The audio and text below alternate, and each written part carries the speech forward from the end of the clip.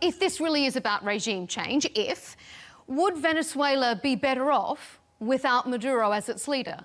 Well, it depends, because at the moment, what I think the Trump administration either is or isn't considering is the Pandora box it might open, depending on the way they decide to execute their different actions in Venezuela. There is the possibility that there is a direct push for regime change and that it fails. There is the possibility that Maduro is ousted from power, but is replaced by someone from within his own party.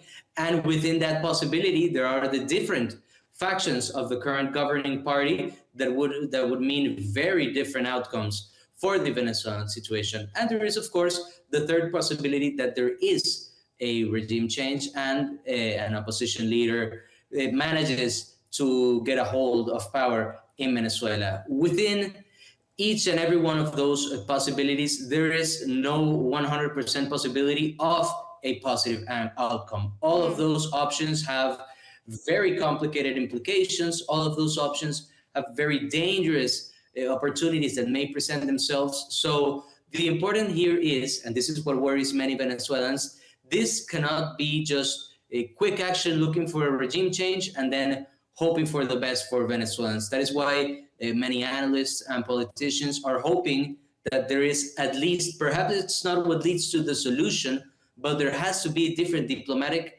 and political channels between the government and the United States, between the government and opposition factions, because this is the only way that there will be at least the possibility to plan for any of these actions. And I just want to comment something very quickly over the United States as the police of the world, a philosophical idea. I think I've always been very fond of American culture.